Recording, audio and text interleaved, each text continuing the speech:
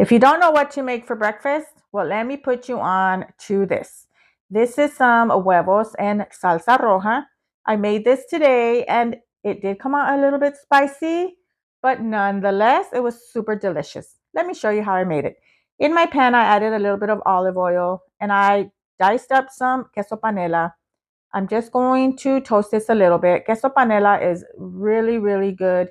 It's a good grilling cheese and it's perfect for these kinds of dishes. Set that aside, and in my pot, I added in some water. Let that come to a boil. Added in 2 Roma tomatoes, 1 chile serrano, 2 garlic cloves, piece of an onion, a chile de árbol, and for flavor, a chile guajillo. I'm covering that for about 5 minutes, and after that, they should be softened. Added that to the cup of my blender. To this, I'm going to add some water from where the stuff is blended, a little bit of cilantro, and about a teaspoon of chicken knorr. You can add as much or as little as you want. I'm going to blend this up, set this aside. I'm going to add olive oil to my pan, let that heat up, and I'm going to add in 5 eggs. This is large eggs. And I'm just going to cook this until they are cooked. You can cook them as little or as long as you want. I like mine well cooked. And after they have been cooked, I'm going to add in my sauce. I'm going to cook this for 5 minutes on medium low. After 5 minutes, I'm going to add in the queso panela.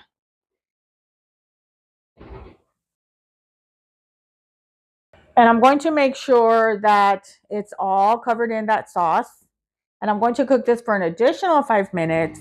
And this is all done. See how easy it is? Super easy, super fast, super delicious breakfast.